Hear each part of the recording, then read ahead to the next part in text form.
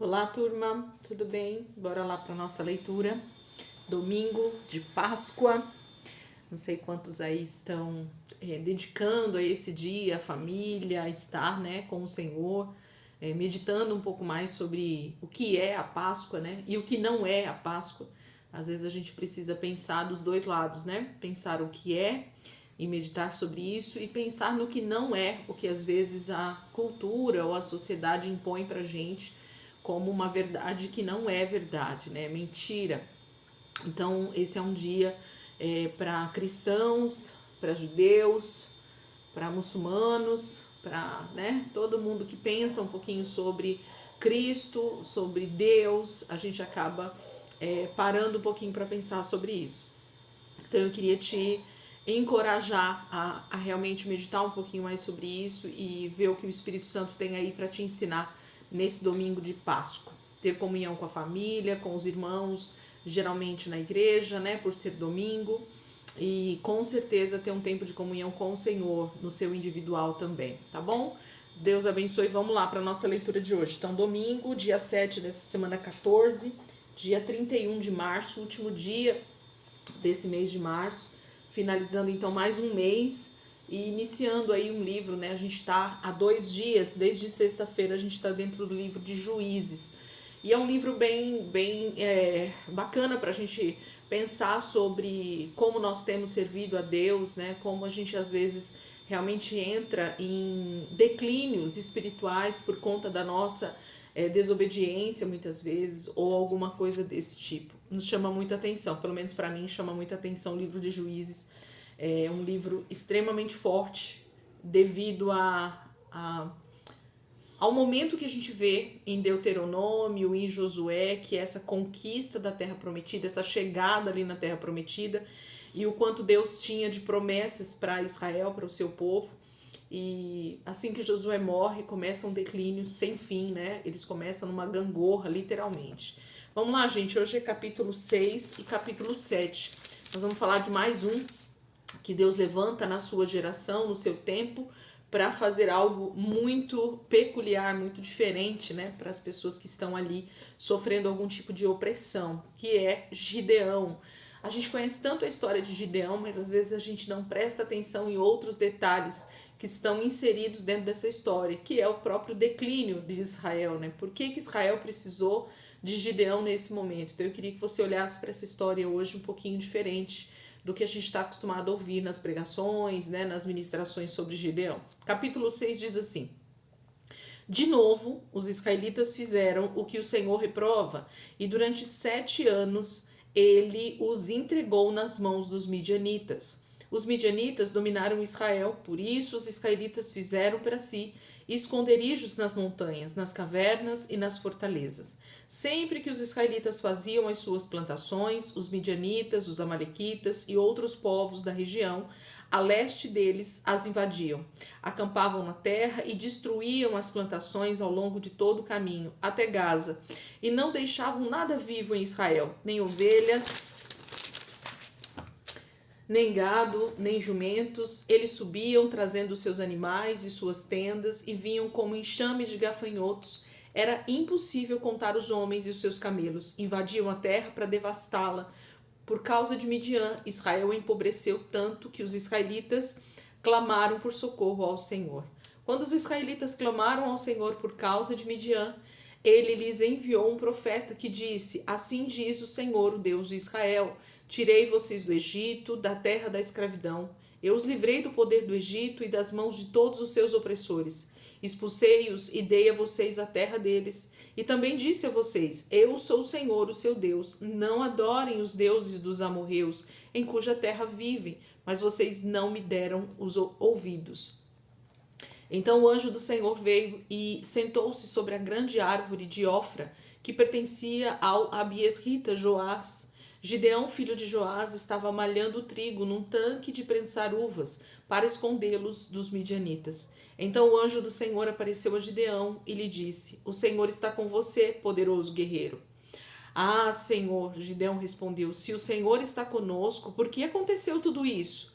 Onde estão todas as suas maravilhas que os nossos pais nos contam quando dizem: Não foi o Senhor que nos tirou do Egito?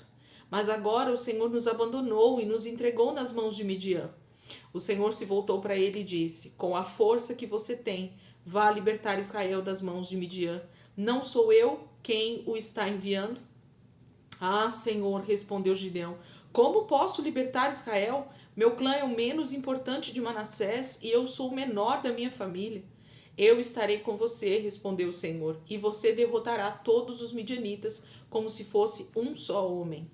E Gideão prosseguiu: se de fato posso contar com teu favor, dá-me um sinal de que és tu que está falando comigo. Peço-te que não vás embora até que eu volte e traga minha oferta e a coloque diante de ti. E o Senhor respondeu: esperarei até você voltar. Gideão foi para casa, preparou um cabrito e com uma arroba de farinha fez pães sem fermento, pôs a carne num cesto e o caldo numa panela, trouxe-os para fora e ofereceu-os a ele sob a grande árvore. E o anjo de Deus lhe disse: apanhe a carne e os pães sem fermento, ponha-os sobre esta rocha e derrame o caldo. Gideão assim o fez, com a ponta do cajado que estava em sua mão, o anjo do Senhor tocou a carne e os pães sem fermento. Fogo subiu da rocha, consumindo a carne e os pães, e o anjo do Senhor desapareceu. Quando Gideão viu que era o anjo do Senhor, exclamou: ah, Senhor soberano! Vi o anjo do Senhor face a face. Disse-lhe, porém, o Senhor: paz seja com você, não tenha medo, você não morrerá. Gideão construiu ali um altar em honra ao Senhor e lhe deu este nome: o Senhor é paz. Até hoje o altar está em Ofra dos Abiesrita. Naquela mesma noite o Senhor lhe disse: separe o segundo novilho do rebanho de seu pai, aquele de 7 anos de idade, despedace o altar de Baal, que pertence a seu pai, e corte o poste sagrado de Aserá, que está no lado do altar. Depois faça um altar para o Senhor, o seu Deus, no topo desta elevação. Ofereça o segundo novilho e holocausto com a madeira do poste sagrado que você irá cortar. Assim Gideão chamou 10 dos seus servos e fez como o Senhor lhe ordenara, mas com medo da sua família e dos homens da cidade fez tudo de noite e não durante o dia. De manhã, quando os homens da cidade se levantaram, lá estava demolido o altar de Baal, com o poste sagrado ao seu lado cortado, e com o segundo novilho sacrificado no altar recém-construído. Perguntaram uns aos outros: quem fez isso? Depois de investigar, concluíram: foi Gideão, filho de Joás. Os homens da cidade disseram a Joás: traga seu filho para fora, ele deve morrer, pois derrubou o altar de Baal e quebrou o poste sagrado que ficava ao seu lado. Joás, porém, respondeu à multidão hostil que o cercava: vocês vão defender a causa de Baal? Estão tentando salvá-lo? Quem lutar por ele será morto pela manhã. Se Baal fosse realmente um deus, poderia defender-se quando derrubaram o seu altar. Por isso, naquele dia, chamaram Gideão de Jerubaal, dizendo: que Baal dispute com ele, pois derrubou o seu altar. Nesse meio tempo, todos os midianitas, amalequitas e outros povos que vinham do leste uniram os seus exércitos, atravessaram o Jordão e acamparam no vale de Jezreel. Então o Espírito do Senhor apoderou-se de Gideão, e ele, com um toque de trombeta, convocou os Abiesrita para segui-lo. Enviou mensageiros a todo Manassés, chamando-os às armas, e também Asser, a Zebulon e a Naphtali, que também subiram ao seu encontro. E Gideão disse a Deus: quero saber se vais libertar Israel por meu intermédio, como prometeste. Vê, colocarei uma porção de lã na eira. Se o orvalho molhar apenas a lã e todo o chão estiver seco, saberei que tu libertarás Israel por meu intermédio, como prometeste. E assim aconteceu. Gideão levantou-se bem cedo no dia seguinte, torceu a lã e encheu uma tigela de água do orvalho. E disse ainda Gideão a Deus: não se acenda a sua ira contra mim. Deixe-me fazer só mais um pedido. Permita-me fazer mais um teste com a lã. Desta vez, fazer ficar seca a lã e o chão coberto de orvalho. E Deus assim fez naquela noite. Somente a lã estava seca. O chão estava todo coberto de orvalho. Então, o capítulo 6 é um capítulo bem grande, mas conta realmente esse diálogo de Gideão com o anjo do Senhor, que a gente sabe que é mais uma teofania do próprio Cristo ali diante dele, o convocando para esse momento de libertação, para esse momento de batalha contra os seus inimigos. E quem iria guerrear com Gideão novamente era o Senhor. Sempre foi o Senhor, nunca foi homens. Sempre foi o Senhor com o seu exército, sempre foi o Senhor à frente do seu povo. Sempre é o Senhor na nossa frente. Então ele faz esses diálogos com o Senhor durante essa chamada, e o Senhor então vai ministrando a vida de Gideão para que ele tome realmente essa posição para estar à frente de tudo isso. Capítulo 7, para nós finalizarmos a nossa leitura de hoje, que também é um capítulo um pouquinho grande. De madrugada, Jerubaal, isto é, Gideão, e todo o seu exército acampou junto à fonte de Arode. O acampamento de Midian estava ao norte deles, no vale, perto do monte Moré. E o Senhor disse a Gideão: Você tem gente demais para eu entregar Midian nas suas mãos, a fim de que Israel não se orgulhe contra mim, dizendo que a sua própria força o libertou. Anuncie, pois, ao povo que todo aquele que estiver tremendo de medo poderá ir embora do monte Gileade. Então 22.000 homens partiram e ficaram apenas 10.000. Mas o Senhor tornou a dizer a Gideão: Ainda há gente demais. Desça com eles à beira d'água, e eu separarei os que ficarão com você. Se eu disser, este irá com você, ele irá. Mas se eu disser, este não irá com você, ele não irá.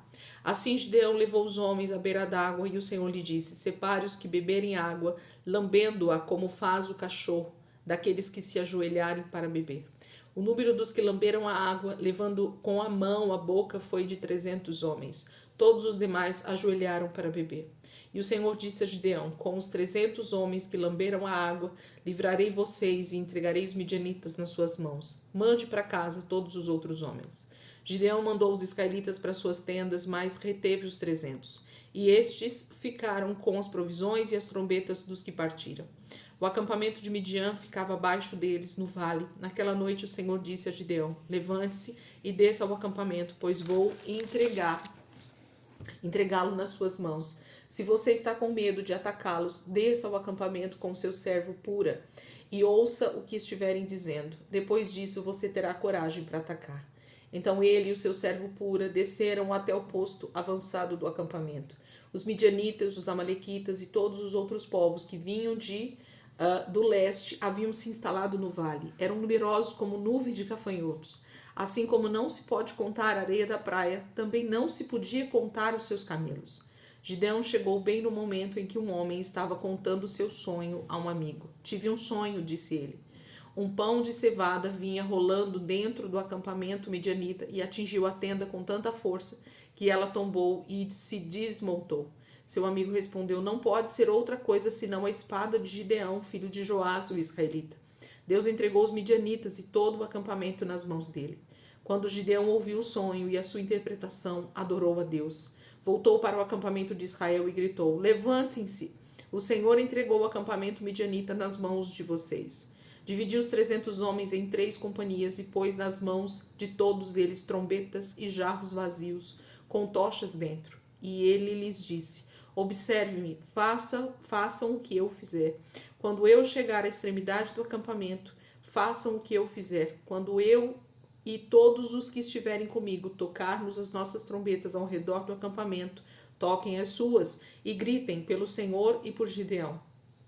Gideão e os 100 homens que o acompanhavam chegaram aos postos avançados do acampamento, pouco depois da meia-noite, assim que foram trocadas as sentinelas. Então tocaram as suas trombetas e quebraram os jarros que tinham nas mãos. As 3 companhias tocaram as trombetas e despedaçaram os jarros. Empunhando as tochas com a mão esquerda e a trombeta com a direita, gritaram: A espada pelo Senhor e por Gideão.